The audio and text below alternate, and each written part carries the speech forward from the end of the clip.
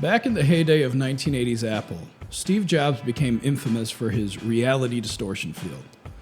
The other night, I came to terms with my own version of the RDF. It's no secret that I like to work on a lot of stuff. Call it a tick, but it's how I do my thing. But that has a massive vulnerability: over-optimism. One of my favorite home-cooked sayings is, just because you have the capability doesn't mean you have the capacity. I have to remind myself of this quite often. There are realities you have to contend with that you can't escape. Life stuff, limits to your energy. There's a psychosis, and yes, I feel comfortable calling it that, in the Western world wherein the phantom society places expectations in our heads, tricking us into thinking we have to do things a certain way or at a certain pace. In reality, though, that society is just us. It's in our minds. It doesn't exist. There is, however, a market. The people and the sentiments they hold, exchanging value for value, ideally.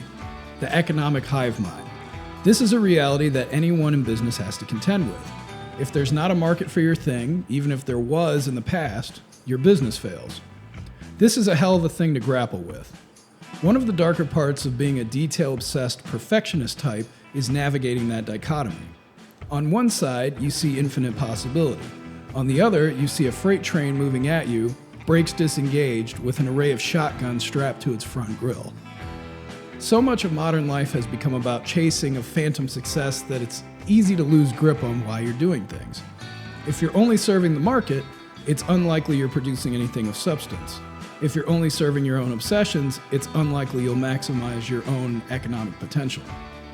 This is why, to the best of my abilities, I take a page from the Bezos playbook and ask, what's not going to change in 10 years? That's a wonderful question because it helps you to realign your priorities in a matter of seconds. It's the question I asked myself before I started work on Parrot. At the time, I realized that AI in its current form is likely to be radically different in 10 years. That's why I decided to break my own mold and limit time spent on V1 to a month. Instead of letting it become an obsession, I committed, made my play, planted the flag, and said, okay. On the dev tools side, though, I'm more stubborn.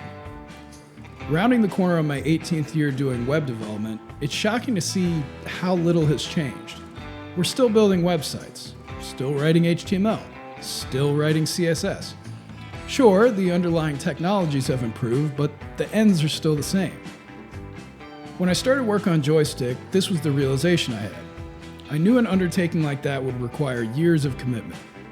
I was comfortable doing it because I knew that 10 years after starting, at best we might have some new interfaces to the web, for example Apple Vision, or some new web APIs, but we'd still be building for approximately the same web.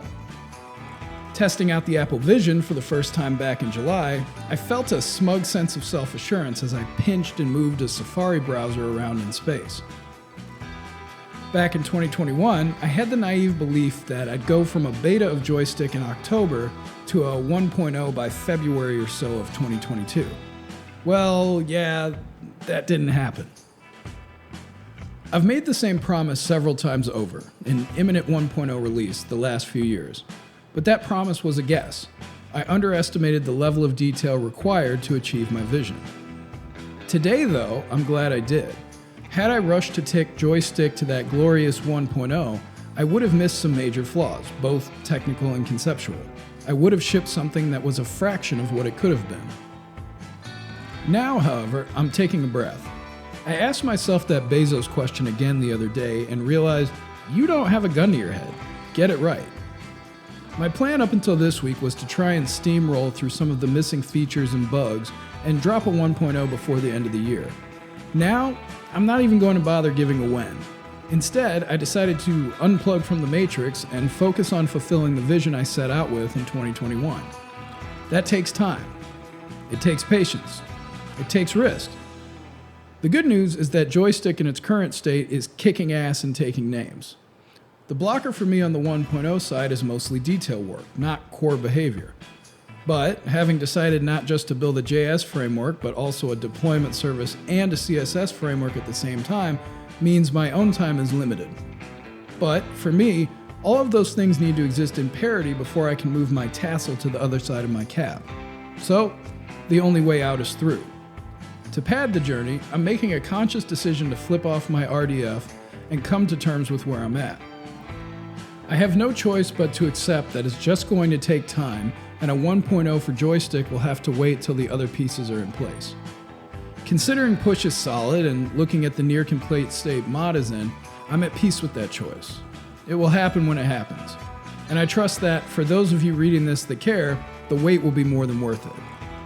So, how do you put this into practice yourself? Get real.